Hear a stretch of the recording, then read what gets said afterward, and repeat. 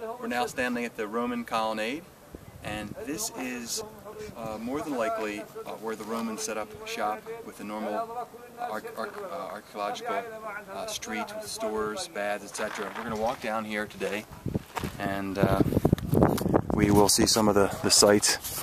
Very traditional Roman street with pillars on either side, probably covered. And this is leading into the center city district, which is what we were overlooking yesterday from the ridge that I'll show you now.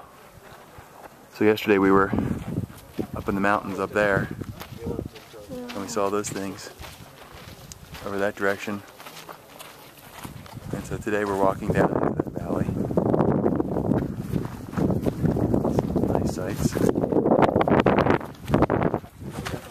You can see where you can actually see some of the column bases here, and all that looks like trash now. At one time there was probably beautiful structures sitting here. In fact, not probably, definitely. You can see the Romans that put the rocks in here. Stones, carved stones. Earthquakes primarily do the damage, as Anita just pointed out, and that is true. Earthquakes are normally the culprit in these scenarios, which is why Petra, and the buildings here, the carvings I should say, are preserved from these types of civilizations, because they're carved in the mountain, and the mountains are not falling down. So here you have, this is very similar to many sites we've seen in our travels.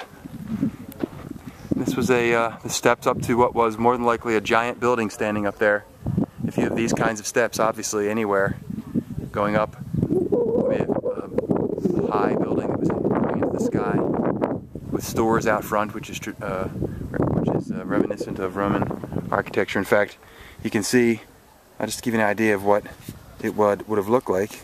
The pavement upon which you stand marks the emplacement of the main colonnade street that ran through Petra's city center.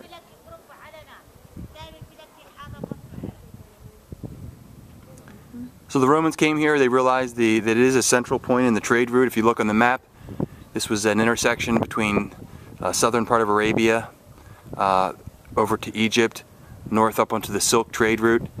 This connected both shipping as well as overland camel caravans.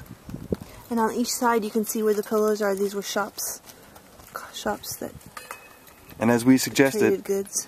Anita said, archaeological investigation has shown that this thoroughfare was badly damaged by the devastating earthquake of 363 AD, which toppled its colonnades and commercial buildings. The 9 columns presently standing have been re-erected from ancient column drums littering the streets. The Romans straightened, narrowed, and paved the road, ordinating it with double row of columns and constructing a stretch of commercial shops. On its south side, as in all Roman cities, Petra's main avenue served as a commercial center and place of social gathering. Coins and bed supports found in one area suggest that there was even a tavern where patrons reclined for a meal. As Anita knows, the one thing that really gets me going is visiting Roman sites. So you imagine that hundreds of years before, this was occupied by the local peoples, the Bedouins, and their civilization was relatively well advanced prior to the Romans coming here, of course, maybe by several hundred years. And then at the height of the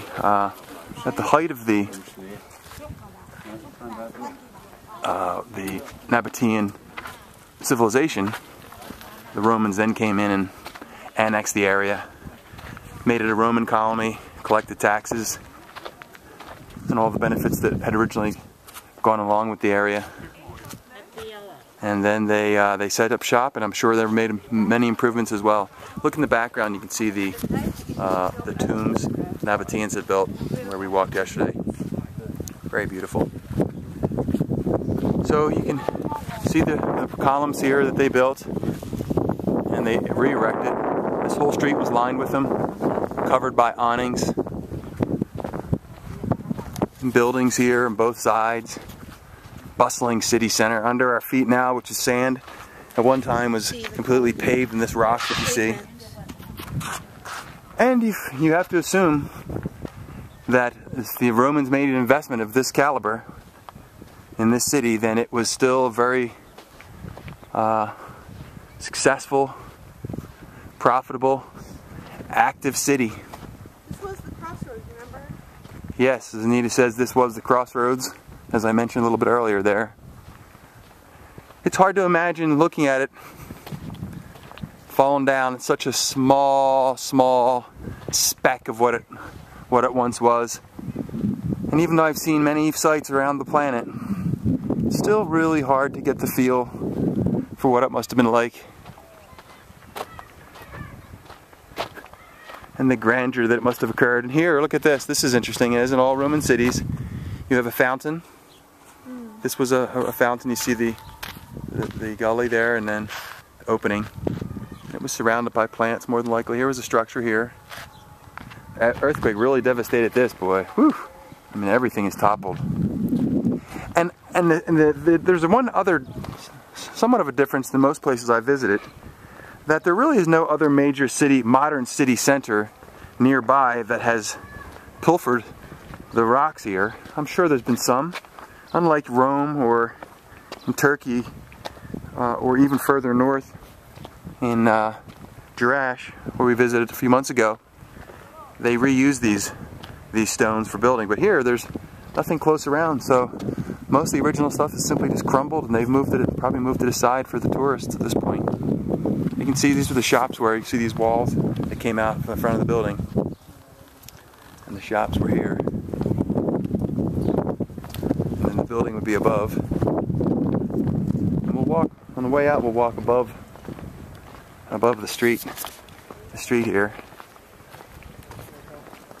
You see a lot of rocks over this way. To the right side there, you can see. We'll just take a look. You can see where the wadi, where they call valley, which is a river, a waterway. They probably had a canal running through here, and it looks like what was a bridge right there. If you see the structure there, on this side, there was probably an overhang, and perhaps buildings were crossed over top of the wadi there. So this probably wasn't a full-time river, but certainly, as you notice, it was built. It was certainly enough flow that they had to divert the water, control and divert. And back then, maybe there was flowing water. There was definitely flowing water into the city that they brought in from the surrounding mountainsides, which is not uncommon in any Roman city, as they use aqueducts to bring in water from higher grounds. Because most of the Roman areas in this part of the world are dry areas with limited rainfall.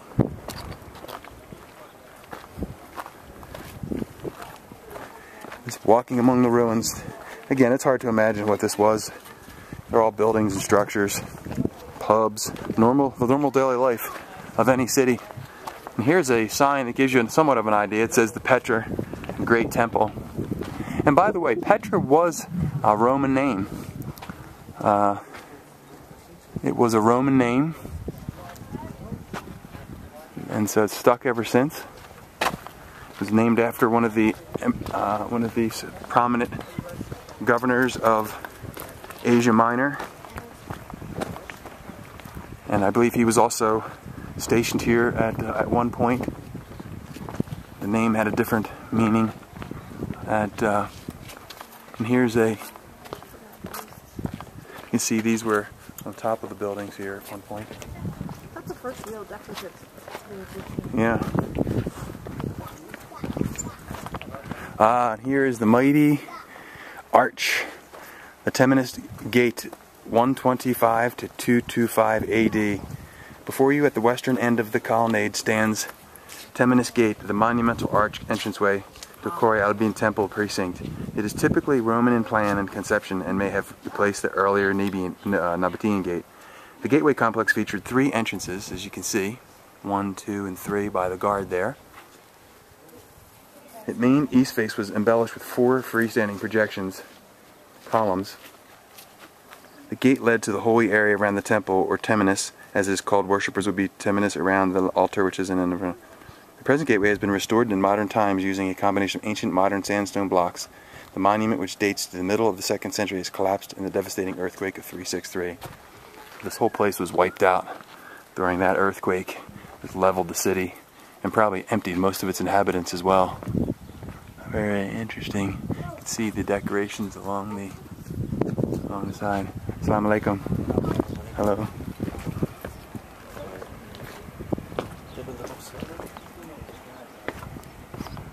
Hello. And this was the Nabataean graves to the back. But this probably held the, this probably was the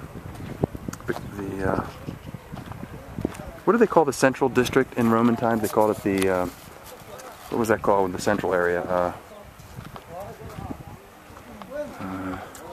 You know, the main central area where all the administrative court buildings. This was probably that this was here, honey. This was probably where all of the administrative buildings. What do they call that? Palinade? No. Oh darn. What was that called? Oh, the main center of a Roman city. Oh boy.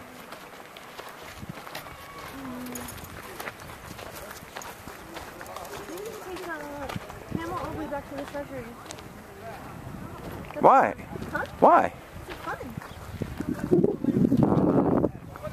I like to take camels. It'd be cool because then you get to actually like just enjoy the sight, you know, like different. As we walk further down the central plaza area, and every Roman city featured the circus, as they called it, but it wasn't a circus as we know it. It was the main area that housed courthouses, administrative buildings. Sometimes large markets were centered here. This is where public speeches occurred. And you can imagine the this is the backdrop with the leaders looking out into the valley with this Nabataean grave, temple graves were their backdrop. And the building that would have been there, and you can see there, what that was a very grand building. In fact, that really gives you an idea of the type of architecture that the Romans had brought here and must have been surrounding this entire area, certainly right in front of us. Look at that big building. That's the biggest one we've seen. Yeah, that's the biggest wall. Modern, I mean. It's and as they said, the earthquake was so devastating that it brought the entire city down. You can be sure that that's restored. That it's been restored. Now here's an interesting dynamic of how runoff and sand. You see the rocks here in front of us, not the standing ones, but the wall. And look at the dirt on top of that. That is a sediment buildup over time. So it ran off from the side of this mountain and it built up. Now it wasn't doing it here because they've put these rocks behind it, but this is what happens to these cities over 2,000 years. Rains, mud runs off the areas, and here's a traditional Roman street. You can see how well organized it is. Don't keep right to the street. No, thank you. Give you air conditioned on.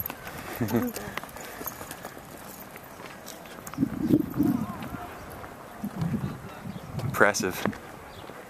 You know, I think the other thing I really like about it is the integration of the Roman architecture and style into the Nabataean structures, because more than likely there was Nabataean buildings in this area. This has probably always been a very prominent area, both for the Nabataeans as well as for the what became Romans.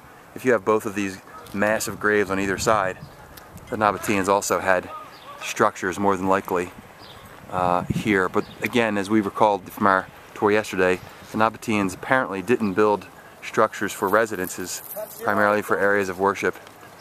See here. Those are all tombs up there. All tombs, as Nita says. Very fascinating. And these are all pieces and parts that came crumbling down.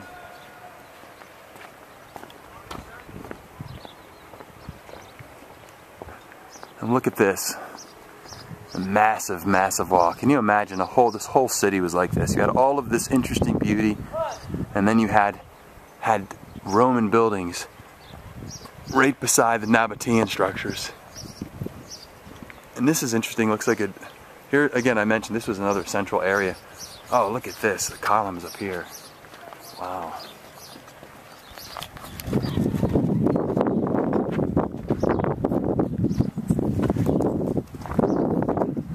Look at this. This is really cool. This is awesome, Anita. Look at this. This is closed off here. They must have fixed it because there's probably that arching on stone. Reinforcement in there, huh? That's amazing, isn't it? I can't imagine this. But you know, I mean, how would I don't know. Maybe this. No, I can't believe that this would have been. There's no way this could stand in the other. No. At this size? It's impressive that they built it, though, isn't it? But you don't see much for a reinforcement. Huh. I mean, is it possible that it didn't come down? Hard to believe. But it doesn't look like it's been rebuilt. No, it doesn't. Which is unusual. Actually, some spots, actually, you know what? I think it is original. There's some spots that were rebuilt. Like, look at it, see this, see the bricks up there? Yeah.